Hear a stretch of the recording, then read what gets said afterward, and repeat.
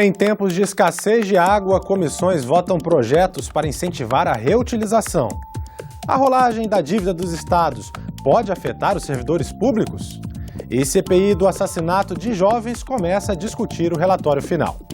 Esses são os destaques dessa edição. Bom dia! No Brasil e no mundo, há uma tendência preocupante e cada vez maior de escassez de água. Alternativas para o reaproveitamento da água nos novos prédios residenciais, comerciais e industriais são destaque da pauta da Comissão de Meio Ambiente, que se reúne daqui a pouco às 9h30. Um dos projetos em análise torna obrigatória a previsão de captação de água das chuvas nos projetos de novas edificações residenciais, comerciais e industriais, tanto de uso público como de uso privado. A justificativa é a redução cada vez maior da oferta de água pelos sistemas convencionais de distribuição. O relatório da senadora Lídice da Mata propõe também uma segunda alternativa de reaproveitamento da água, sistemas de reuso de águas cinzas. O programa Ecosenado mostrou um sistema dessa natureza adotado na reforma dos prédios de apartamentos da Câmara dos Deputados, em Brasília. Mesmo instalado, o sistema não pôde ser utilizado por falta de autorização. A ideia é reaproveitar a água que vem dos ralos e considerada chamada de água cinza, justamente para que essa água possa ser reutilizada nos vasos sanitários dos apartamentos. E esse sistema chegou a ser instalado, porém a CAESB não autorizou a implantação do mesmo. A água viria dos apartamentos, do sistema de esgoto, viria para esse depósito de água aqui, o sistema de tratamento recondiciona a água e ela volta a ser utilizada nos vasos sanitários. Esses sistemas, eles promovem enormes reduções no consumo de água. Tá? Porém, a disponibilidade, willingness to pay, dos moradores, ou seja, quanto que o morador está disponível a pagar por um sistema, é curto. Então, não são todos os moradores que estão dispostos a estar investindo nesses sistemas.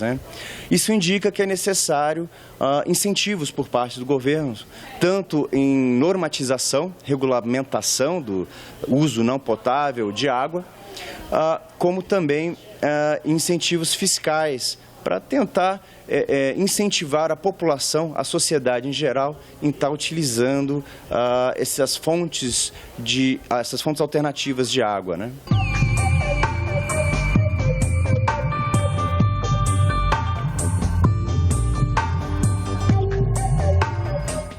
E a reutilização da água também está em debate na Comissão de Assuntos Econômicos, que tem reunião às 10 da manhã. Os senadores analisam proposta que concede incentivos fiscais para estimular essa prática no país. De acordo com o texto, a água residuária é proveniente de esgoto e efluentes líquidos de edificações e indústrias. Depois de tratada e pronta para a reutilização, ela passa a ser chamada de água para reuso. O projeto de lei prevê a redução de 75% do imposto de renda sobre o lucro em atividades de venda ou tratamento de água residuária e de abastecimento de água de reuso. A proposta suspende ainda a cobrança do PIS/PASEP, da COFINS e do Imposto sobre Produtos Industrializados sobre a importação e a compra no mercado interno de máquinas usadas no tratamento de água residuária. Confira agora a agenda de outras comissões do Senado para amanhã desta terça-feira. O senador Lazier Martins entrega hoje à Comissão de Ciência e Tecnologia uma proposta de plano de trabalho para avaliação dos fundos de incentivo ao desenvolvimento científico e tecnológico, política pública a ser analisada este ano pela comissão. Em seguida, os senadores debatem matérias, como um projeto do Senado para instituir a rastreabilidade de agrotóxicos. A CPI, que investiga o assassinato de jovens no Brasil e que já promoveu 29 audiências públicas sobre o tema, se reúne para tratar de detalhes da apresentação do relatório final. A medida provisória que suspendeu o prazo para cobrar dívidas de agricultores do Norte e do Nordeste atingidos pela seca também pode ter hoje seu relatório final. E na pauta da Comissão de Educação, Cultura e Esporte, o projeto do Senado, que traz critérios de distribuição de vagas e seleção dos estudantes pelas instituições de ensino. Representantes do funcionalismo público têm criticado a proposta do governo que garante um prazo maior para os estados pagarem dívidas com a União. Isso porque o texto prevê contrapartidas que afetam os servidores. Em audiência pública nesta segunda-feira, a Comissão de Direitos Humanos abriu o debate sobre o assunto, antes mesmo que ele chegasse ao Senado. Suspensão de concursos públicos, congelamento de salários, revisão de gratificações e aumento das contribuições à Previdência são algumas das medidas.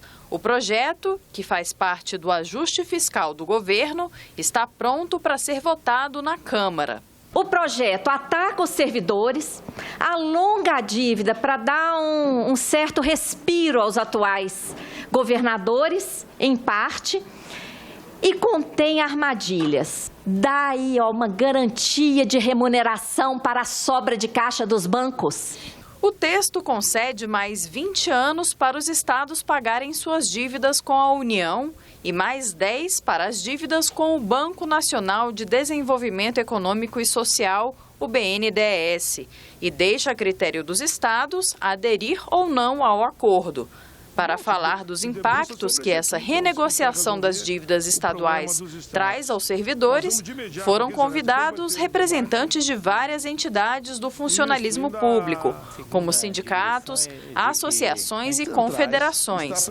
A posição foi unânime, todos contra a proposta do governo. PLP 257 foi aprovado na Câmara, ele só vai aliviar momentaneamente durante 2 ou 3 anos aí, mas que daqui a 10 anos vamos estar, se não piores, muito mais afundados no atual problema fiscal que a gente vem passando. Seja retirado o regime de urgência daquilo, que traga soluções a longo prazo para a solução definitiva da questão da dívida dos estados e não, mais uma vez, trazendo essa conta para os trabalhadores e para toda a sociedade brasileira.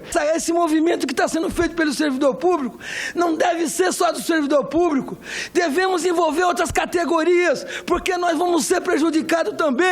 Por isso nós temos que preparar logo uma greve geral para poder paralisar essa situação que está prejudicando a nação brasileira. Nós vamos pedir a retirada, eles não retiram. E daí? Pois bem, lute para retirar a urgência.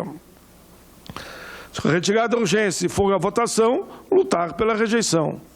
É o que nós temos que fazer. Morreu ontem em Recife, aos 88 anos, o ex-senador Ney Maranhão. Ney Maranhão estava internado para tratar de um câncer. O político foi prefeito de Moreno, na região metropolitana de Recife, deputado federal por 4 legislaturas e senador por Pernambuco, de 1988 a 1995. Era um dos defensores das relações comerciais entre o Brasil e a China. O corpo de Ney Maranhão foi velado ontem à tarde na Assembleia Legislativa de Pernambuco e será cremado agora pela manhã no cemitério Morada da Paz, em Paulista, região metropolitana de Recife. Ficamos por aqui. Ao longo do dia você acompanha outras informações nos boletins do Senado agora. Enquanto isso, continue assistindo à nossa programação.